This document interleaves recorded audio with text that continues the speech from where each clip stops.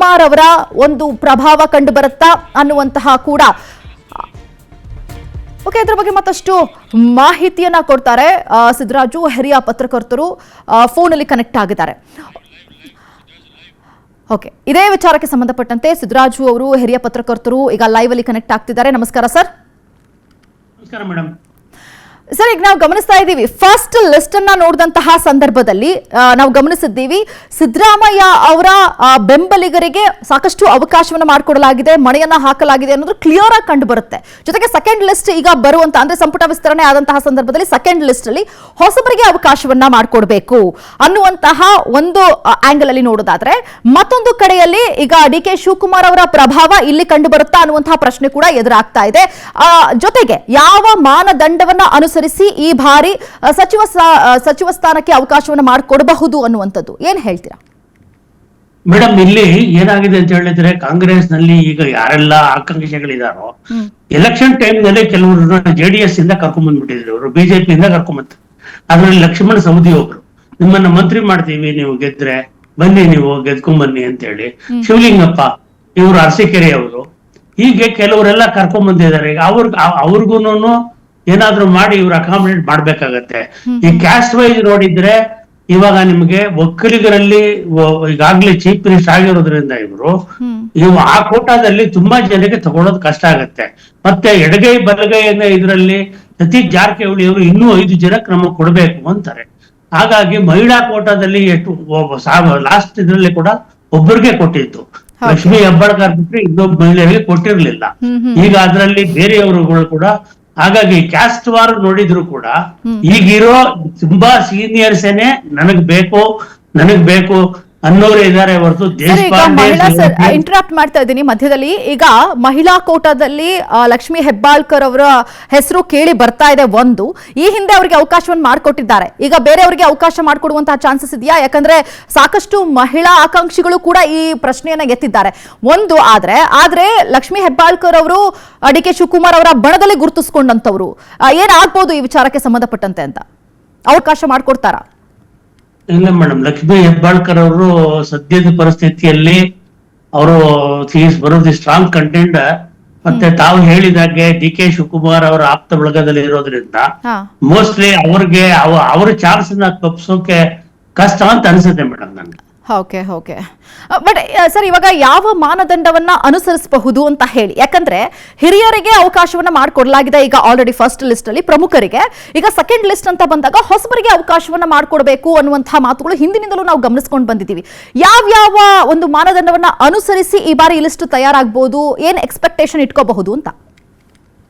Madam, ಇವರು ಒಂದು ಈ ಯಾವುದು ಯಂಗ್ ಅಂಡ್ ಎಕ್ಸ್ಪೀರಿಯನ್ಸ್ಡ್ ಏನಾದ್ರೂ ಒಂದು ಮಾಡಿದ್ರೆ, ಒಂದು ಕಾಂಬಿನೇಷನ್ ಮಾಡಿದ್ರೆ ಇವ್ರಿಗೆ ಟೈಮ್ ತುಂಬಾ ಕಮ್ಮಿ ಇದೆ ಮೇಡಮ್. ಇವರಿಗೆ ಈಗ ಸದ್ಯಕ್ಕೆ ಇರೋದು ಇವರಿಗೆ ಈ ವರ್ಷ ಆದ್ರೆ 26, 27 ನಲ್ಲಿ 10 ತಿಂಗಳು ಮಾತ್ರ. 27 ಮೇ ಕಳೆದ್ರೆ ಇವ್ರು ಬಜೆಟ್ ಪ್ರೆಸೆಂಟ್ ಮಾಡಿದ ಮೇಲೆ ಅದು ಎಲೆಕ್ಷನ್ ಇಯರ್ ಆಗತ್ತೆ. ಆವಾಗ ಒಂಥರ ವಾರ್ ಫೀಲ್ಡ್ ಗೆ ಹೋಗೋಕೆ ಇವರು ರೆಡಿ ಇರೋಂಗೆ ಇರ್ಬೇಕು. ಇವತ್ತಿನ ಪರಿಸ್ಥಿತಿ ಇವ್ರಿಗೇನು ಕಾಂಗ್ರೆಸ್ ಅಲ್ಲಿ ಈ ಮಂತ್ರಿ ನನಗ್ ಬೇಕು ಅಂತ ಇದ್ದಾರೆ ಅಂತ ಹೇಳಿದ್ರೆ, ಅದನ್ನ ನೋಡಿದ್ರೆ ಇವ್ರಿಗೆ ಆ ಕಾಂಬಿನೇಷನ್ ಅನ್ನ ಮಾಡುವಂತ ಪರ್ಮುಟೇಷನ್ ಕಾಂಬಿನೇಷನ್ ಅಲ್ಲಿ ಯಂಗ್ಸ್ಟರ್ಸ್ ಅನ್ನ ಒಳಗಡೆ ತಂದು ಬರೀ ಕೆಲವ್ರನ್ನ ಕೊಟ್ಟು ಸೀನಿಯರ್ಸ್ ನೀವು ಪಾರ್ಟಿ ಕೆಲಸ ಮಾಡಿ ಅಂತ ಹೇಳಿಸೋದು ಅಷ್ಟೊಂದು ಸುಲಭದ ಮಾತು ಆಗ್ಲಾರ್ದು ಡಿ.ಕೆ. ಶಿವಕುಮಾರ್ ಅವ್ರಿಗೆ. ಯಾಕಂತೇಳಿ ಸಿದ್ದರಾಮಯ್ಯನವ್ರ ಕಡೆ ಯಾರೆಲ್ಲ ಇದ್ದಾರೆ, ಮಹದೇವಪ್ಪ ಸೇರಿದಂತೆ ಯಾಕೆ ಬಿಡ್ತಾರೆ ಅವರನ್ನ, ಇದು ಮಾಡ್ತಾರೆ ಅವರು ಮೈಸೂರು ಇದರಲ್ಲಿ. ಹಾಗಾದ್ರೆ ನೀವು ದಲಿತರ ಸೆಗ್ಮೆಂಟ್ ಅಲ್ಲಿ 8 ಜನಕ್ಕೆ ಕೊಡಕ್ಕಾಗತ್ತೆ ನಿಮಗೆ. ಇನ್ನು ಬೆಳಗಾಂ ಜಿಲ್ಲೆ ದೊಡ್ಡ ಜಿಲ್ಲೆ, ನಮಗ್ ಜಾಸ್ತಿ ಬೇಕು ಅನ್ನೋರು ಇದ್ದಾರೆ. ಈ ಶಿವಮೊಗ್ಗದಲ್ಲಿ ಮಧು ಬಂಗಾರಪ್ಪ ಅವ್ರಿಗೆ ಯಾಕೆ ಸಿಗ್ಬೋದು ಅಂತ ಹೇಳಿದ್ರೆ, ಅವ್ರ ತಂದೆ ಬಂಗಾರಪ್ಪನವರು ಇವರ ರಾಜಕೀಯ ಗುರುಗಳು, ಇವರನ್ನ ಮಂತ್ರಿ ಮಾಡಿದ್ದವರು ಡಿ.ಕೆ. ಶಿವಕುಮಾರ್ ಅವರನ್ನ. ಹಾಗಾಗಿ ಋಣ ತೀರಿಸುವಂತ ಒಂದು ಸಂದರ್ಭ ಅವ್ರು ಇಟ್ಕೋಬೇಕಾಗತ್ತೆ. ಹಾಗಾಗಿ ಈ ಒಂದು ಎಕ್ಸ್ಪೀರಿಯನ್ಸ್ಡ್ ಇರೋರು ಪರಸ್ಪರರು ಎಲ್ಲಾರು ಕಂಬೈನ್ ಮಾಡಿ ತಂದು ಈ ಮಂತ್ರಿ ಮಂಡಲ ಮಾಡ್ತಾರೆ ಅಂತ ನನಗೇನೋ ಅನ್ನಿಸ್ತಾ ಇಲ್ಲ ಮೇಡಮ್. ಓಕೆ ಸರ್, ಈಗ ಜಮೀರ್ ಅಹಮದ್ ಅವರ ಕತೆ ಹೆಂಗೆ ಅಂತ ಹೇಳಿ, ಈಗ ಆಲ್ರೆಡಿ ನೋಡಿ ಫಸ್ಟ್ ಲಿಸ್ಟ್ ಅಲ್ಲೇ ಅವರ ಹೆಸರು ಇರಬೇಕಾಗಿತ್ತು. ಈಗ ಸೆಕೆಂಡ್ ಲಿಸ್ಟ್ ಎಲ್ಲಾರು ಎಕ್ಸ್ಪೆಕ್ಟ್ ಮಾಡ್ಬೋದಾ ಅವ್ರದ್ದು ಹೆಸರು ಇರುತ್ತೆ ಅಂತ ಹೇಳಿ? ಈ ಹಿಂದೆ ಆಡಿಯೋ ರಿಲೀಸ್ ಆಗಿತ್ತು, ಹಾಗಾಗಿ ಅವರ ಹೆಸರು ಡಿಲೀಟ್ ಆಯ್ತು ಅನ್ನುವಂತಹ ಗುಮಾನಿ ಒಂದು ಕಡೆ, ಪ್ರೊಟೆಸ್ಟ್ ಕೂಡ ಮಾಡಿದ್ರು ಅವರ ಬೆಂಬಲಿಗರು ಮತ್ತೊಂದು ಕಡೆ, ಮತ್ತೆ ಅವರು ಸ್ವತಃ ಹೋಗಿ ಸಿದ್ದರಾಮಯ್ಯ ಅವರನ್ನ ಅಪ್ರೋಚ್ ಮಾಡುವಂತಹ ಕೆಲಸ ಕೂಡ ಆಯ್ತು. ಏನಾಗಬಹುದು ಇವ್ರ ವಿಚಾರದಲ್ಲಿ ಅಂತ? ಜಮೀರ್ ಅಹಮದ್ ಖಾನ್ ವಿಚಾರದಲ್ಲಿ ಒಂದು, ಈ ದಾವಣಗೆರೆ ವಿಚಾರ ಒಂದಾದ್ರೆ, ಅವರಿಗೆ ಇತ್ತೀಚೆಗೆ ಬಂದಂತ ಒಂದು ಲೋಕಾಯುಕ್ತ ರೈಡು, ಅದರಲ್ಲಿ ಆ ವಿಚಾರಗಳಲ್ಲಿ ಮತ್ತೆ ತನ್ವೀರ್ ಸೇಠ್ ಇದ್ದಾರೆ, ಇನ್ನೂ ಒಂದಷ್ಟು ಜನ ಇರೋದ್ರಿಂದ ಅವ್ರಿಗೆ ಸ್ವಲ್ಪ ಏನೇ ಅವ್ರಿಗೆ ಆಗ್ಲಿ ಎಷ್ಟೇ ಮಾಡಿದ್ರು ಈ ಕೆಲವು ಕಾರಣಗಳಿಂದಾಗಿ ಬಹುಶಃ ಅವರನ್ನ ಪರಿಗಣಿಸೋದು ತುಂಬಾ ಕಷ್ಟ ಆಗ್ಬೋದು ಶಿವಕುಮಾರ್ ಅವರಿಗೆ ಅಂತ ಅನ್ಸುತ್ತೆ ಮೇಡಮ್. ಓಕೆ, ಮತ್ತೊಂದು ಪ್ರಕರಣ FIR ಎಲ್ಲ ಮಾಡಿ ಅವ್ರದ್ದು ಅಸೆಟ್ ಕೇಸಲ್ಲಿ ಇಟ್ ಹಸ್ ಆಲ್ರೆಡಿ ಬಿನ್ ತುಂಬಾ ಬಂದಿರೋದ್ರಿಂದ ಅದನ್ನೇ ನೆಪ ಒಡ್ಡಿ ಏನಾದ್ರೂ ಅವ್ರನ್ನ ಮೂಲೆ ಕೂರಿಸುವಂತ ಪ್ರಯತ್ನ ನಡೀಬಹುದಾ ಅಂತ ಒಂದು ಅನುಮಾನ ನನ್ನನ್ನು ಕಾಡ್ತಾ ಇದೆ.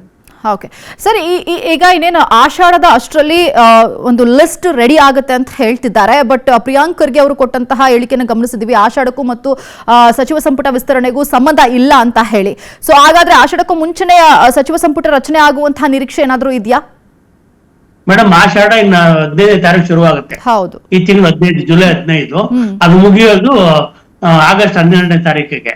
ನಮ್ಮ ಮುಖ್ಯ ಹೊಸದಾಗಿ ಮಂತ್ರಿ ಆಗಿರೋರಿಗೆ ಆಷಾಢ ಮಾಸ ಆದ್ರೂ ಒಂದೇ, ಕಾರ್ತಿಕ್ ಮಾಸ ಆದ್ರೂ ಒಂದೇ, ಶ್ರಾವಣ ಮಾಸ ಆದ್ರೂ ಒಂದೇ, ಯಾಕಂದ್ರೆ ಅಧಿಕಾರ ಸಿಗುತ್ತೆ, ಅವ್ರಿಗೇನು ಇದಿಲ್ಲ. ಆದ್ರೆ ನಮ್ಮ ಮುಖ್ಯಮಂತ್ರಿಗಳಿಗೆ ಪಂಚಾಂಗದ ಮೇಲೆ ಶುಭ ಯೋಗ ಶುಭಗಳಿಗೆ ಇದ್ರ ಮೇಲೆಲ್ಲ ಇದೆ, ಅವರ ರಾಜಗುರುಗಳು ಬೇರೆ ಇದ್ದಾರೆ. ಹಾಗಾಗಿ ಈ ಮಂತ್ರಿ ಮಂಡಲ ಈ ಆಷಾಢದಲ್ಲಿ ಆಗುತ್ತೆ ಅನ್ನೋದನ್ನ ಅಕಸ್ಮಾತ್ ನನ್ಗೇನೋ ಇವರ ಇಲ್ಲಿ ತನಕ ನೋಡಿದಂತ ಈ ಟೆಂಪಲ್ ರನ್ನು ಅವರೇ 3-4 ದಿವಸ ತಡೆದ್ರು ಚೀಫ್ ಮಿನಿಸ್ಟರ್ ಆಗೋಕೆ. ಒಂದು 3ನೇ ತಾರೀಕು ತನಕ ಕಾಯ್ದ್ರು ಅವ್ರ ಎಲೆಕ್ಷನ್ ಆಗಿ ಹಕ್ಕು ಮಂಡಿಸಿದ ಮೇಲೂ ಅಂತ ಆಗಿದ್ದಾಗ ಆಷಾಢ ಮಾಸದಲ್ಲಿ ಮುಖ್ಯಮಂತ್ರಿಗಳಾದ DK ಶಿವಕುಮಾರ್ ಅವರು ಮಂತ್ರಿ ಮಂಡಲ ವಿಸ್ತರಣೆ ಮಾಡ್ತಾರೆ ಅಂತ ನನಗೇನೋ ಅನುಮಾನ ಅನ್ಸಮ್ಮ. ಓಕೆ ಸರ್, ಈಗ ನೋಡ್ರಿ 20 ಸ್ಥಾನಗಳಿಗೆ ಈಗ ಆಲ್ರೆಡಿ ಒಂದು 50 ಜನ ಲಾಬಿ ಮಾಡ್ತಾ ಇದ್ದಾರೆ ಸರ್. ಇವಾಗ ಇಷ್ಟೋ ಜನರನ್ನ ಹೇಗೆ ಮನವೊಲಿಸುವಂತಹ ಪ್ರಯತ್ನ ಆಗುತ್ತೆ ಅಂತ ಫಸ್ಟ್ ಲಿಸ್ಟ್ ಅಲ್ಲಿ ನಾವು ಗಮನಿಸಿದ್ದೀವಿ. ಕೊಟ್ಟಂತಹ ಒಂದು ಸ್ಥಾನಮಾನದಲ್ಲೇ ಸಾಕಷ್ಟು ಗೊಂದಲಗಳಿತ್ತು. ನಮ್ಗೆ ಆ ಖಾತೆ ಬೇಡ, ಇದು ಬೇಡ, ನಮ್ಗೆ ಅದೇ ಬೇಕು ಅಂತ ಹೇಳಿ ಪಟ್ಟಿಡ್ದು ಕೂತಿದ್ರು. ಇವ್ರಿಗಿರೋದೇ ಕಡಿಮೆ ಅವಧಿ, ನೀವು ಹೇಳ್ದಂಗೆ 1 ವರ್ಷ ಅಷ್ಟೇ ಇವ್ರಿಗೆ ಆಡಳಿತ ಮಾಡೋದಕ್ಕೆ ಸಿಗೋದು. ಅಂತದ್ರಲ್ಲಿ ಇಷ್ಟು ಜನ ಲಾಬಿ ನಡೆಸ್ತಾ ಇದ್ದಾರೆ, ಹೆಂಗೆ ಇವ್ರನ್ನ ಮನವೊಲಿಸುವಂತಹ ಪ್ರಯತ್ನ ಆಗುತ್ತೆ? ಯಾವ ಆಧಾರದ ಮೇಲೆ ಇವರು ಮನವೊಲಿಸ್ತಾರೆ ಅಂತ? ಖಂಡಿತ ಅವ್ರು ಯಾರನ್ನು ಮನವೊಲಿಸೋದು ಸ್ವಲ್ಪದ ಮಾತಲ್ಲ ಮೇಡಮ್. ಯಾಕಂತ ಹೇಳಿದ್ರೆ ಈ ಕರ್ನಾಟಕದ ಇತಿಹಾಸ ನೋಡಿದ್ರೆ, ಎಲೆಕ್ಟ್ರಲ್ ಪಾಲಿಟಿಕ್ಸ್ ಇತಿಹಾಸ ನೋಡಿದ್ರೆ ಮೇಡಮ್, 85ರ ನಂತರ ಅಧಿಕಾರಸ್ಥ ಪಾರ್ಟಿ ಅಧಿಕಾರ ಕಳ್ಕೊಂಡಿದ್ದಂತೆ ಹೊರತು ಯಾರು ವಾಪಸ್ ಬಂದಿಲ್ಲ. ಮತ್ತೆ ರಿಎಲೆಕ್ಟ್ ಆಗಿ ನೆಕ್ಸ್ಟ್ ನಾವೆಲ್ಲ ಈಗ ರಾಜಕಾರಣದಲ್ಲಿ ಹೇಳೋ ಸುಲಭ, 28ಕ್ಕೂ ನಾವೇ, 33ಕ್ಕೂ ನಾವೇ, 7 ಲೆಕ್ಕ ಹಾಕೊಂಡು ಗುರುತು ಮಾಡ್ಕೊಳ್ಳಿ ಕ್ಯಾಲೆಂಡರ್ ಅಲ್ಲಿ, ಅದನ್ನ ಯಾರು ಅದು ನಿಮ್ ಇಷ್ಟ ಹಂಗಂತ ಹೇಳಿ ಪ್ರತಿಯೊಬ್ಬರದ್ದು ಚಾನ್ಸ್ ಸಿಕ್ಕಿದೆ ಆಗ್ಬೇಕು ಇದು. ಆಮೇಲೆ ಭಿನ್ನಮತ ಅಂತ ಹೇಳಿದ್ರೆ ಏನು ಅಷ್ಟೊಂದೇನು ಸರ್ಕಾರ ಬಿದ್ದೋಗ ಭಿನ್ನಮತ ಆಗಲಾರ್ದು. ಬಟ್ ಸಕ್ರಿಯವಾಗಿ ಅವ್ರನ್ನ ಈಗಿರೋ 50 ಜನದಲ್ಲಿ ಮೇಡಮ್ 30-35 ಜನ ಸೀನಿಯರ್ಸೇ ಇದ್ದಾರೆ, ಅಷ್ಟು ಜನ ಇದ್ದಾರೆ. ಇರೋದೇ 20 ಜಾಗ, ಅದರಲ್ಲಿ 30 ಜನ ಸೀನಿಯರ್ಸ್ ಇದ್ದಾರೆ. ಅವ್ರು ಯಾರನ್ನು ಮುಖ ತಿರುಗಿಸಿದ್ರೆ ಇದು ಅಷ್ಟು ಸುಲಭದ ಮಾತು ಆಗ್ಲಾರ್ದು. ಈ ಒಂದು ಟ್ರಾನ್ಸಿಷನ್ ಮಾಡೋಕೆ ಇವ್ರ ಹೆಂಗೆ 6-7 ತಿಂಗಳು ಕಷ್ಟಪಟ್ರು, ಮಂತ್ರಿ ಮಂಡಲ ಮಾಡಕ್ಕೂ 12 ದಿವಸ ಕಷ್ಟ ಪಡ್ತಾರೆ. ಅಷ್ಟು ಸುಲಭಕ್ಕೆ ಮಂತ್ರಿ ಮಂಡಲ ಆಗೋದಿಲ್ಲ ಅಂತ ನನ್ನ ಅನಿಸಿಕೆ ಬೇಡ. ಓಕೆ, ಈಗ ನೀವು ಗಮನಿಸಬಹುದು ಸರ್, ಈ ಹಿಂದೆ ಸಿದ್ದರಾಮಯ್ಯ ಅವರು ಅಧಿಕಾರದಿಂದ ಕೆಳಗಿಳುವಂತಹ ಸಂದರ್ಭದಲ್ಲಿ ಸಂತೋಷ್ ಲಾಡ್ ಅವರು ಕಣ್ಣೀರನ್ನ ಹಾಕಿದ್ರು.